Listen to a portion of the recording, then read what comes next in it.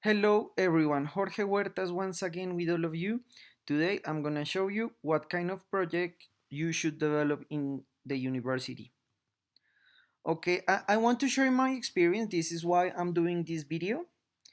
Um, this video was inspired by my years of working as a university professor, and I want to capture the success and mistakes that I have seen during this process, not just made by teachers, but also students and institutions, mainly in Latin America. The objective of this is to be able to inspire the creation and productive, useful projects that improve people's life and stop creating projects from academic surface that only generate pollution and are a waste of time and economic resources. It is essential that teachers are updated in methodologies, technologies, and pedagogical models to guide their students in an updated way and do not continue to reply rock models and totally outdated with which they were formed. This is the main problem in this type of creations. So, like I was saying in the introduction, I was very inspired because I have seen a lot of good examples and role models of good developed projects. However, I think that is the minority of the situation in Latin America. I believe that many universities are focused on keep replying what they have learned a long time ago. So before we start, I want to ask everyone if you know what is a project.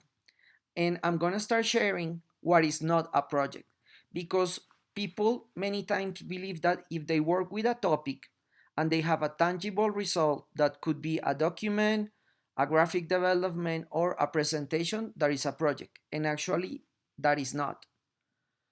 What kind of projects we should not develop? I always promote and believe that is very important to not keep working with comfort zone model because that is not the things that are working right now. So when you believe that this is a project and actually is not, professors that uh, promote this kind of development are very resistant to change. They think they know it all, and they believe that comfort zone uh, that's the way that they have been doing that for a long time. They use quotes like, we have been doing this for 20 years. They don't have real experience in their field, so that is why they're doing this. When you have a teacher like this, a professor like this, the students are misdirected. They submit for submit. They don't really know why they are doing that.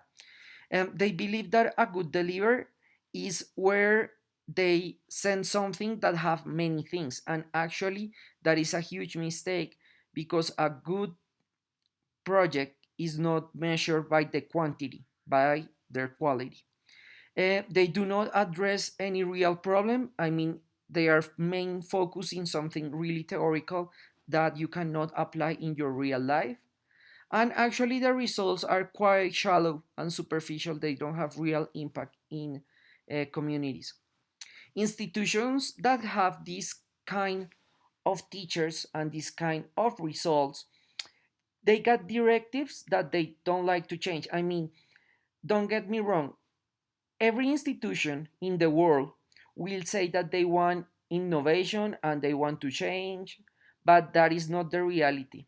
The reality is that even though that they have this discourse outside their institution, inside they don't really want change. They make a lot of meetings. They don't promote critical thinking. They look for people who obey and do not question politics, and all processes are complex and long in their administrative stage. Okay, so now what is really a project? A project is something that, yes, it got a topic, but is focused on a real need. It got clear guidelines, it got a specific methodology. That methodology is focused on stages, schedule, and something that you can track and follow up. It is also explain why it's relevant and explain how that will be focused in your real life. It has a why. Also, it's user-centered design, improve people's life. The result is not measured by quantity but by quality, and everything has a why and you know it. This is the kind of projects that we should be developed. They are called disruptive projects because people understand and know that with critical thinking you can create focus on real needs and improving people's life. Professors that know this, the first thing that they have is that they have freedom of class. It means that the university allow them to choose what they want to be focused on. um, they can create their project. I mean, there is not a main guideline that are focused on something. um, the main focus of the projects, the axis, is are things that can improve people's life. They learn from everyone, they are updated, they believe in the process, they are teachers because they want to, not because they have to. That is something very important. And they focus everything in classroom projects. When you have a teacher like this, a professor like this, students are motivated because they know why they are doing what they are doing. They believe and create creative solutions. They self-manage the project. They are focused on a better world. They learn to argue your posture when you are talking about your project. They develop empathy with the need that they are working on. They force criteria to know what types of projects to do and what they are not. If they notice that something is shallow and superficial, they don't do it. And do not create binary products. That is something very important as a result. Institutions that have this, um, they have a couple of characteristics. Um, they manage agile process in all their things, because some universities in Latin America, because our Spanish heritage, is extremely slow develop anything because you have to do a lot of paperwork and all of that. But there are agile institutions that don't do it. They promote and manage talents of their teachers.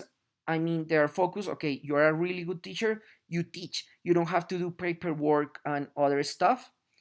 They really believe in change and innovation, and that is extremely important because it's not just a speech that you have for people outside as a marketing strategy, but you really believe that and you promote that. The thing is that in Latin America, unfortunately, still a lot of institutions that are focused on this, and they are graduating people who is already misguided, and they are really not updated with the needs of today. However, I also have been working with a lot of institutions that are focused on this. The idea is that people can create and work real projects, and that will really help you a lot in your future development and your real life. Thank you so much. I hope this video was a big help in all your education and information. Please subscribe to our channel Design Thinking 24/7. Follow us on social media. Remember that our Udemy courses are already available. In the description of this video is the link. Thank you to all of you. Remember that every Monday we have a new video in Spanish, and every Thursday we have a new video in English. Thank you so much, and we'll see you next time.